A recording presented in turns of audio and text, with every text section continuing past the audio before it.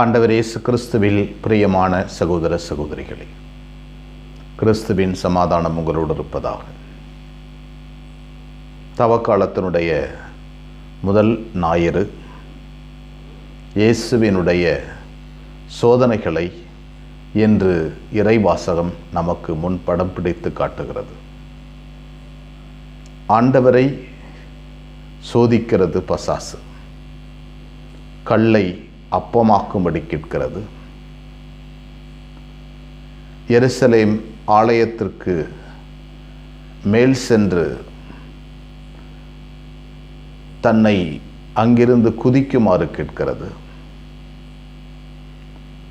ஆண்டவரை தண்டனிட்டு வணங்க சொல்கிறது. இந்த உலகத்தையும் இந்த உலகத்தினுடைய பொருட்களையும் தனக்கு தருவதாக சொல்லி தண்டனிட்டு வணங்க சொல்கிறது. இந்த 3 சோதனைகளையும் எடுத்துக்கொள்ளுமையானால் இன்றைய உலகம்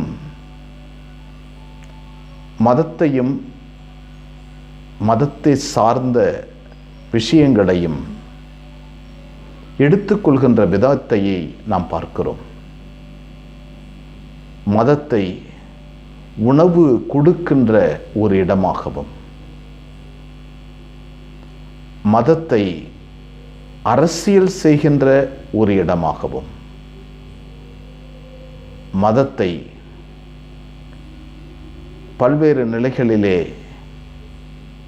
அதை உலக சம்பந்தமாக உலகமயமாக்குகின்ற ஒரு வேலையாகவும் நாம் அதை பார்க்கலாம், சிந்திக்கலாம். முதலில் அது சமுதாய சிந்தனையுடையது. அப்படி என்றால் உணவுக்காக அது வேலை செய்கிறது. மதம் என்பது உணவுக்காக வேலை செய்வது. மதம் உணவை தர வேண்டும், மக்களின் பசியை போக்க வேண்டும், பிரச்சனைகளை போக்க வேண்டும். ஆண்டவர் சொல்கிறார், உணவுக்காக கவலைப்படாதீர்கள், விண்ணக உணவுக்காக நீங்கள் தேடுங்கள். அழிந்து போகின்ற உணவுக்காக நீங்கள் அலையாதீர்கள், மாறாக அழியா உணவுக்காக நீங்கள் தேடுங்கள். இயேசுவினுடைய வருகை அழியா உணவை உருவாக்குவது, ஆன்மாவிற்கு உணவை உருவாக்குவது. உலகத்தில் இருக்கின்ற மனிதனின் உடலுக்கு உணவை உருவாக்குவது அவசியம்தான். ஆனால் இயேசுவின் வருகை அது முதல் விஷயம் அல்ல. மாறாக ஆன்மாவிற்கு உணவை தந்து உருவாக்குவது. இரண்டாவதாக, உலக அரசுகளை காட்டி தன்னை தண்டனிட்டு வணங்கினால் இந்த அரசுகளை கொடுப்பேன் என்கிறது. இந்த உலகத்தில் ஒரு அரசை நியமிக்க சொல்லுகிறது பசாசு. என்ன அரசு? பல்வேறு ஆர்மிகளாலும், படை வீரர்களாலும், படைக்கலன்களாலும், பொருட்களாலும், செல்வங்களாலும் ஒரு அரசை உருவாக்க சொல்லுகிறது. ஆனால் இயேசு விண்ணக அரசை, இறை அரசை உருவாக்க வந்திருக்கிறார். எனவே அவர் இறை அரசை உருவாக்கியிருக்கிறார். நம்மையும் இறை அரசினுடைய தூதுவர்களாக இருக்க அழைக்க சொல்லுகிறார். எனவே மதம் என்பது அரசியல் செய்கின்ற இடமல்ல, அரசியலை உருவாக்குகின்ற இடமும் அல்ல. மாறாக அது மனிதனின் இறை அரசை, மனிதனில் இறை அரசை கொண்டு வருகின்ற ஒரு இடமாகும். இந்த இறை அரசில் கடவுள் தன் பணிகளை செய்கிறார். மூன்றாவதாக, அதை ஆண்டவரை தூக்கி கொண்டு போய் மலை உச்சியில் வைத்துக்கொண்டு, எருசலேம் ஆலயத்தின் உச்சியில் வைத்துக்கொண்டு அங்கே இருந்து கீழே குதிக்க சொல்கிறது. உலகத்தை, மதத்தை உலகமயமாக்க சொல்லுகிறது. பாவம் இல்லை என்று சொல்லுகிறது, புண்ணியம் இல்லை என்று சொல்லுகிறது. நம்பிக்கை இல்லாத ஒரு சூழ்நிலையை உருவாக்குகிறது. கடவுள் என்று ஒன்று இல்லை என்று சொல்லுகிறது.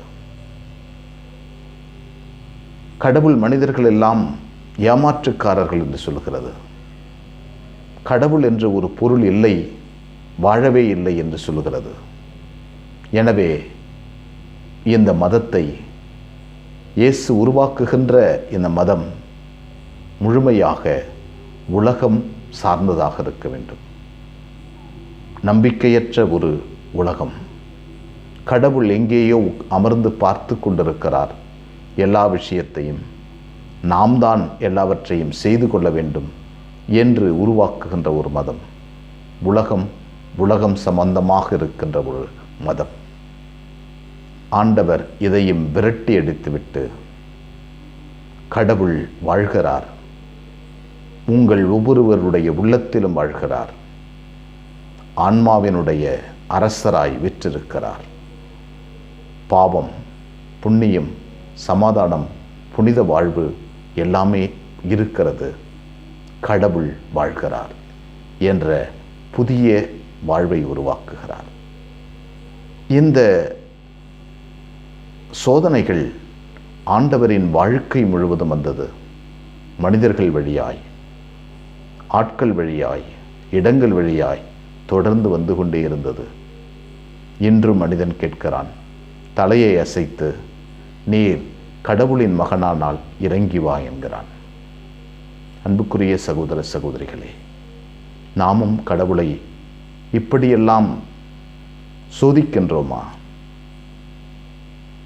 சோதித்துவிட்டு விசுவாசமற்றவர்களாய் சாத்தான் சொல்லுகின்ற மதத்தின்படி நம்முடைய மதம் உணவு கொடுக்கின்ற மதமாகவும், அரசியலை உருவாக்குகின்ற மதமாகவும், உலகமயமாக்கப்பட்ட மதமாகவும் நம்முடைய விசுவாசம் மாறிக்கொண்டிருக்கிறதா என்று இன்றைய நாளிலே சிந்திப்போம்.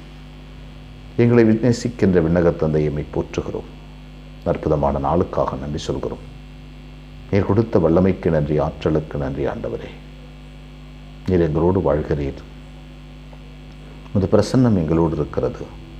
உமது இறை அரசு எங்களோடு இருக்கிறது. உமது பிரசன்னத்தை நாங்கள் வல்லமையோடு உணரவும், உணர்ந்த விசுவாசத்தை பிறருக்கு சொல்லவும் வரம் தாரும். அனைவரையே எங்கள் அன்பு தாயே, திருமகனிடம் எங்களுக்காக இடைவிடாது பரிந்து பேசும். ஆமென்.